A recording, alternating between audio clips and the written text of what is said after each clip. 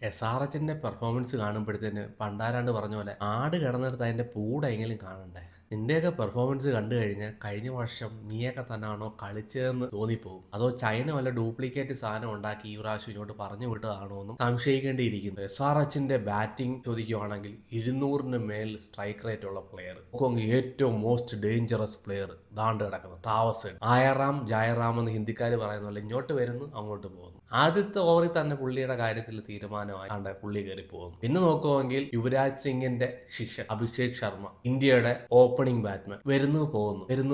നിനക്ക് ഒരു പരിധി ഇല്ലോടെ. ഒരു കളിയിലെങ്കിലും ഒരു 30 റൺസ് എടുക്കാൻ അഭിഷേക് ശർമ്മ നിനക്കാവാത്തത് എന്തുകൊണ്ടാണ്? കാര്യം പറഞ്ഞു കഴിഞ്ഞാൽ അഭിഷേക് ശർമ്മ എക്സ്പോസ് ആയെന്ന് തന്നെ പറയേണ്ടിയിരിക്കുന്നു.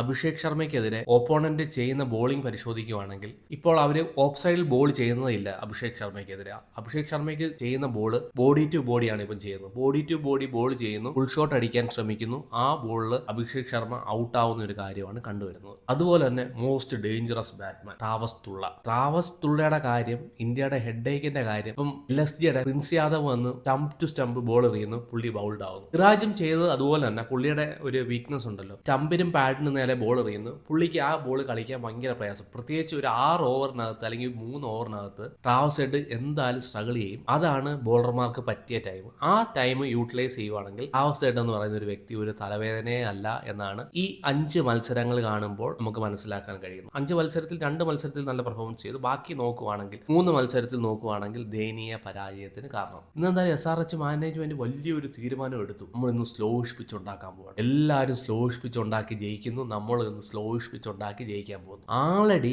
ബാറ്റിംഗിൽ സ്ട്രഗിൾ ചെയ്യുന്ന ഒരു ടീം, റണ്ണ് കണ്ടെത്താൻ വളരെ ബുദ്ധിമുട്ടുന്ന ഒരു ടീം, ആദ്യ മത്സരത്തിൽ ഏകദേശം 200+ സ്കോർ ചെയ്ത ഒരു ടീമിന് സ്ലോവിഷ് ആയിട്ടുള്ള ഒരു പിച്ച് കൊടുക്കും. അവിടെ കുഴിച്ച കുഴിയിൽ അവർ തന്നെ വീണെന്ന് പറയേണ്ടിയിരിക്കുന്നു. ഇനി പാറ്റ് കമ്മിൻസ് മാനേജ്മെന്റ് ചെയ്യുന്നത് ആ കുഴിയിലേക്ക് കുറച്ച് മണ്ണ് വാരിയിട്ട് അങ്ങ് മൂട്. തന്നെ ഒരു പെർഫോമൻസ് ആൾക്കാർ എന്റെ അഭിപ്രായത്തിൽ മടുത്തുകയാണ്. SRHന്റെ സ്റ്റേജ് ബാറ്റിംഗ് ആണ് ഒരു കൂട്ടം ഫാൻസ് ഉണ്ടായിരുന്നു. പക്ഷേ ഓരോ കളിയിലും അവരുടെ ഫാൻ ബേസ് കുറഞ്ഞുകൊണ്ടിരിക്കുമെന്ന് തന്നെ പറയേണ്ടിയിരിക്കും. ഇത്രയും മോശം പെർഫോമൻസ് കാഴ്ചവെക്കുന്ന ഒരു ടീം ചെന്നൈയും SRHും ആണെന്ന് പറയേണ്ടിയിരിക്കുന്നു. ഈ വർഷത്തെ വളരെ വളരെ മോശം പെർഫോമൻസ് എന്ന് പറയേണ്ടിയിരിക്കുന്നു. ഇന്ന് അവരൊരു സ്ലോയിഷ് പിച്ച് ഉണ്ടാക്കി. ഇന്ന് എന്താണ് അവർ കാണിച്ചത്? അവരുടെ ടീമിൽ ഒരു സ്പിന്നർ ഉണ്ടോ? ബോൾ ഒന്ന് ടേണി അയക്കാൻ കഴിവുള്ള ഒരു സ്പിന്നർ ഉണ്ടോ? അവർ സ്പിന്നറായിട്ട് കാണുന്നത് മെൻഡീസിനെയാണ്.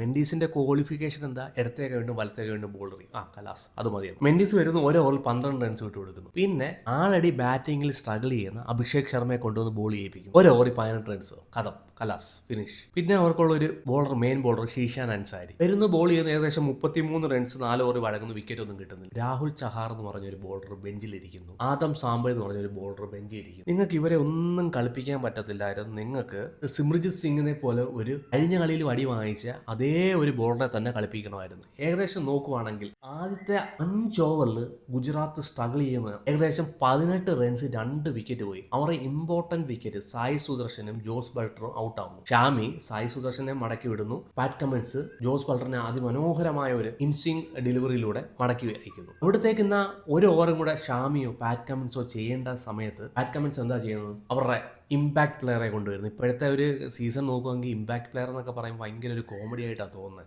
അപ്പുറത്തെ ഒരു തിലക് വർമ്മ അതൊക്കെ പറയേണ്ടതെന്ന് അറിയാൻ വയ്യ. ഇമ്പാക്ട് പ്ലെയറെ കൊണ്ടുവരുന്നു, താണ്ട് കിടക്കുന്നു, വാശി, ഓരോ ഓവറിൽ കളി തിരിച്ചു. അതോടെ ഏകദേശം അവരുടെ റൺ റേറ്റിലെ ആ പ്രയാസം മാറിക്കിട്ടി. ഗില്ലിന് വളരെ ഫ്രീ ആയിട്ട് കളിക്കാനുള്ള സാഹചര്യം ഒരുക്കി. വളരെ പുവർ ക്യാപ്റ്റൻസി എന്ന് തന്നെ പറയേണ്ടിയിരിക്കുന്നു പാറ്റ് കമ്മിൻസിന്റെ. നോക്കുവാണെങ്കിൽ ഉടനീളം ഈ സീരീസിൽ വളരെ റോങ് ഡിസിഷൻ തന്നെയായിരുന്നു പാറ്റ് കമ്മിൻസ് എടുത്തത്. ബാറ്റ് ചെയ്യേണ്ട സാഹചര്യത്തിൽ ബോൾ ചെയ്യേണ്ട സാഹചര്യത്തിൽ ബാറ്റ് ചെയ്യുന്നു. ഡൽഹിക്കെതിരെ ആഫ്റ്റർനൂൺ നടന്ന മത്സരത്തിൽ അവിടെ പോയി ബാറ്റിംഗ് ചെയ്യുന്നു. ഉടനീളം വളരെ വളരെ വളരെ മോശം പെർഫോമൻസ് തന്നെയായിരുന്നു പാറ്റ് കമ്മിൻസ്. നിങ്ങൾ ഇത് ചോദിച്ചു വാങ്ങിയ പരാജയം എന്ന് തന്നെ പറയേണ്ടിയിരിക്കുന്നു. നിങ്ങൾ തന്നെ ആയിരുന്നു കഴിഞ്ഞ പ്രാവശ്യം റണ്ണറപ്പ് ആയെന്നുള്ള സംശയമാണ്. എന്തായാലും നിങ്ങൾക്ക് പുറത്തേക്ക് പോകാനുള്ള വാതിൽ നിങ്ങൾ തന്നെ തുറന്നു എന്ന് തന്നെ പറയേണ്ടിയിരിക്കുന്നു. ഇനി ഏകദേശം ഒരു ചവിട്ടും കൂടെ ചവിട്ടി കഴിഞ്ഞാൽ പുറത്തേക്കുള്ള വാതിൽ എന്തായാലും തുറക്കപ്പെടും. ബാറ്റിംഗ് പരിശോധിക്കുകയാണെങ്കിൽ തനി ആവർത്തനം. ആദ്യത്തെ 6 ഓവറിൽ തന്നെ അഭിഷേക് ശർമ്മയും ട്രാവസ് ഹെഡും പോകുന്നു. നിതീഷ് കുമാർ റെഡ്ഡിയും ഹെൻറി കാൽസിനും കൂടെ ചേർന്ന് ഒരു ചെറുത്തുനിൽപ്പ് നടത്തുന്നു.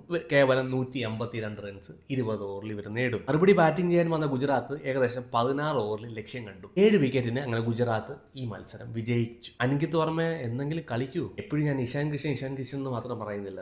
ഇഷാൻ കിഷനെ പറഞ്ഞ അൻകിത് വർമ്മ അവിടെ ഒളിച്ചിരിക്കുമെന്ന് തോന്നുന്നു. അൻകിത് വർമ്മ ഒരു കളിയിൽ കളിച്ചു, പിന്നെ അങ്ങോട്ട് പെർഫോമൻസ് ഒന്നും ചെയ്യുന്നതായിട്ട് കാണാൻ കഴിയുന്നില്ല. എന്തായാലും വല്ലതൊക്കെ പെർഫോമൻസ് പെർഫോമൻസ് കാഴ്ചവെക്കുക തന്നെ ചെയ്യുക. ഇന്ന് പാറ്റ് കമ്മിൻസ് ചോദിക്കേണ്ട ഒരു ചോദ്യം, എന്ത് പറ്റിയെന്ന് ചോദിക്കുക നിങ്ങളുടെ ടീമിന്റെ ബാറ്റിംഗ് ലൈനപ്പിനോട്. എന്ത് പറ്റി, എന്താണ് പറ്റി, ഇത്രയും 1 2 3 4 5 പേര് നോക്കുവാണെങ്കിൽ 4 മത്സരത്തിൽ ഔട്ട് ഓഫ് ഫോം, ചിന്തിക്കാൻ കഴിയുന്നില്ല. 4 മെയിൻ ബാറ്റർമാര് കളിക്കാതിരിക്കുവാണെങ്കിൽ എന്തോ ചെയ്യാൻ? ഇവർ ഇത്രമാത്രം പൈസ ഇൻവെസ്റ്റ് ചെയ്തു, ബാറ്റേഴ്സിനെ ടീമിലേക്ക് കൊണ്ടുവന്നു, 4 പേരും കളിക്കുന്നില്ല. റാവസെഡ്, അഭിഷേക് ശർമ്മ, ഇഷാൻ കിഷൻ, നിതീഷ് കുമാർ റെഡ്ഡി, ഹെൻറി കാൾസൺ, വേണ്ടത്ര ഒരു പെർഫോമൻസ് ഇവരുടെ ബാറ്റിൽ നിന്ന് വരുന്നില്ല. പിന്നെ അൻകിത് വർമ്മ. പിന്നെ പാറ്റ് കമ്മിൻസ് പറയാം, നിങ്ങൾക്കൊന്നും വയ്യെങ്കിൽ ഞാൻ വന്ന് കളിക്കാം. മൂന്നാമത്തെ ടോപ്പ് സ്കോററാണ് പാറ്റ് കമ്മിൻസ്. ഒരു മെയിൻ ബോളറാണ്, ക്യാപ്റ്റനാണ്. വന്ന് 9 ബോളിൽ നിന്ന് 22 റൺസും 3 ഫോറും 1 സിക്സും അടിച്ചു. അത്രമാത്രം ദയനീയമായ ഒരു ബാറ്റിംഗ് പെർഫോമൻസ്. ഒരു 150 റൺസ് ഒക്കെ ഉണ്ടായിരുന്നെങ്കിൽ എനിക്ക് തോന്നുന്നു ഡിഫെൻഡ് ചെയ്യാൻ പറ്റിയ ഒരു സ്കോറാണ്. നിങ്ങളുടെ ബാറ്റ്മാൻമാർ വരുന്നു, ആദ്യത്തെ ഓവറിൽ തന്നെ മടങ്ങി പോകുന്നു. 6 ഓവറിനകത്ത് നിങ്ങളുടെ മെയിൻ ബാറ്റേഴ്സ് എല്ലാം കൂടാരം കയറുന്നു. ഏകദേശം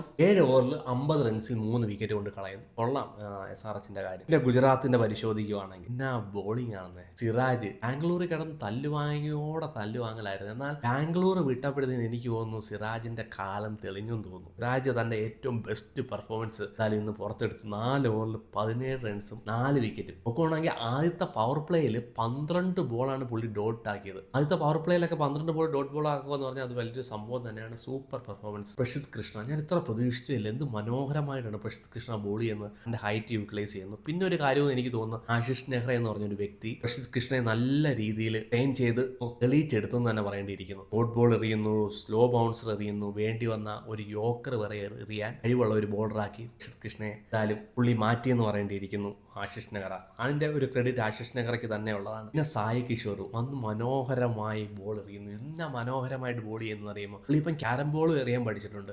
ഹെൻറി കാൽസന്റെ വിക്കറ്റും നിതീഷ് കുമാർ റെഡ്ഡിയുടെയും ഒരു ക്യാരംസ് ബോൾ എറിഞ്ഞാണ് വിക്കറ്റ് എടുത്തത്. ബാറ്റ്മാൻമാർക്ക് ഹെഡ്ജ് ചെയ്യാനും പ്രയാസപ്പെടുന്നു. എന്തായാലും സായി കിഷോർ നല്ല രീതിയിൽ പെർഫോമൻസ് ചെയ്യുന്നു. ഇവർ ടീമിനൊരു അസറ്റ് തന്നെയാണ് സായി കിഷോർ എന്ന് പറയേണ്ടിയിരിക്കുന്നു. റാഷിദ് ഖാൻ ഒരു ഇഞ്ചറിയൊക്കെ കഴിഞ്ഞിട്ട് വന്നിട്ട് ഒരു പെർഫോമൻസ് എന്തായാലും പുറത്തേക്ക് വരുന്നില്ല. ഇന്നും 4 ഓവറിൽ 30 റൺസ് വഴങ്ങി. ആദ്യത്തെ 2 ഓവർ ഒന്ന് മാന്യമായിട്ട് ചെയ്തു, പിന്നെ 2 ഓവറിൽ അറ്റാക്ക് ചെയ്ത് തന്നെയാണ് അവർ കളിച്ചത്. ആ ഒരു പഴയ പീക്കിലോട്ട് വരുന്നില്ല. ബാറ്റ്മാൻമാർ എനിക്ക് തോന്നുന്നു കളിച്ചു പഠിച്ചു എന്ന് തോന്നുന്നു റാഷിദ് ഖാനെ. കൂടുതലും സ്വീപ് ഷോട്ടൊക്കെയാണ് റാഷിദ് ഖാനെതിരെ ഇപ്പം ബാറ്റ്മാൻമാർ കളിക്കുന്നത്. നല്ല രീതിയിൽ പിക്ക് ചെയ്യാൻ തുടങ്ങി റാഷിദ് ഖാന്റെ ബോൾ. അതുപോലെ തന്നെ ഇഷാന്ത് ശർമ്മ ആ ലാസ്റ്റ് ഓവർ ഏകദേശം 17 റൺസ് വിട്ടുകൊടുത്തത്.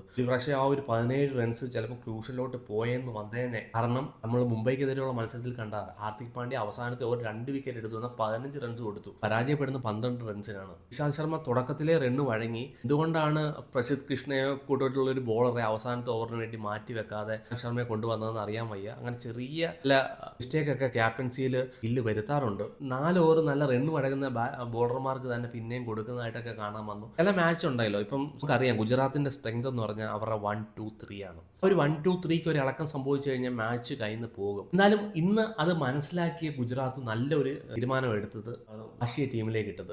ബാഷിക്ക് എന്നാലും ഇന്ന് ബോൾ ചെയ്യാൻ കൊടുക്കുന്നില്ല, എന്നാൽ നല്ല മനോഹരമായി ഇന്ന് ബാഷി വന്ന് ബാറ്റ് ചെയ്തെന്ന് പറയേണ്ടിയിരിക്കുന്നു. മനോഹരമായ ഒരു ഇന്നിങ്സ്. ഏകദേശം 29 ബോളിൽ 49 റൺസ് എടുക്കാൻ കഴിഞ്ഞു. 1 റൺസ് കൂടെ ഉണ്ടായിരുന്നെങ്കിൽ മേഡൻ 50 എടുക്കാൻ കഴിഞ്ഞു. എന്നാൽ സൂപ്പർ ഇമ്പാക്ട് ഇന്നിങ്സ് കളിച്ചെന്നാലും ടീമിനെ വിജയത്തിലേക്ക് കൊണ്ടെത്തിക്കാൻ കഴിഞ്ഞു. ഒരു സമയത്ത് ഞാൻ വിചാരിച്ചു ചിലപ്പോൾ പരാജയത്തിലേക്ക് പോകാമെന്ന് വിചാരിച്ചു. ഗില്ല് ചിലപ്പോൾ ഗില്ലിന്റെ മേലെ ആ പ്രഷർ വന്നേക്കാമെന്ന് വിചാരിച്ചു. എന്നാൽ പക്ഷെ മനോഹരമായിട്ട് കളിച്ചു എന്ന് പറയേണ്ടിയിരിക്കുന്നു. ഗില്ലും ഇന്ന് ക്യാപ്റ്റന്റെ ഒരു ഇന്നിങ്സ് കളിച്ചു. ഇതുവരെ ഒരു 50 എടുക്കാൻ കഴിഞ്ഞില്ല. ഈ മത്സരത്തിൽ ഇമ്പോർട്ടന്റ് മാച്ചിൽ തന്റെ ബാറ്റ് ചലിക്കുന്നതായിട്ട് കാണാൻ കഴിഞ്ഞു. ഏകദേശം 43 ബോളിൽ 61 റൺസ് എടുത്തു. നല്ല മനോഹരമായ ഒരു ഇന്നിങ്സ് എന്തായാലും ആ ഗില്ലിന്റെ ഭാഗത്ത് നിന്ന് കാഴ്ചവെക്കാൻ കഴിഞ്ഞു. അതുപോലെ റുദർഫോർഡ്, ഇതുകൊണ്ടാണ് ഫിലിപ്സിനെ കളിപ്പിക്കാത്തതെന്ന് ഞാനിങ്ങനെ വിചാരിക്കുന്നുണ്ട്. എന്നാൽ റുദർഫോർഡ് ഓരോ കളിയിൽ മെച്ചപ്പെടുന്നതായിട്ടാണ് കാണാൻ കഴിയുന്നത്. ഏകദേശം 16 ബോളിൽ നിന്ന് 35 റൺസ് എടുത്ത് മാച്ച് ഈസി ആയിട്ട് 16 പോയിന്റ് 4 ഓവറിൽ മാച്ച് വിജയിപ്പിക്കാൻ എന്തായാലും റുദർഫോർഡിനുമായി. ഫോർഡ് നോക്കുകയാണെങ്കിൽ നല്ലൊരു പെർഫോമൻസ്, ടീമിന്റെ നല്ലൊരു പെർഫോമൻസ് എന്ന് പറയേണ്ടിയിരിക്കുന്നു. ടോപ്പ് 3ക്ക് ശേഷം ഇവർക്ക് ബാറ്റ് ചെയ്യാൻ കഴിയുമെന്നുള്ളൊരു കാര്യമാണ് ചിന്തിക്കേണ്ടിയിരിക്കുന്നത്. എന്നാൽ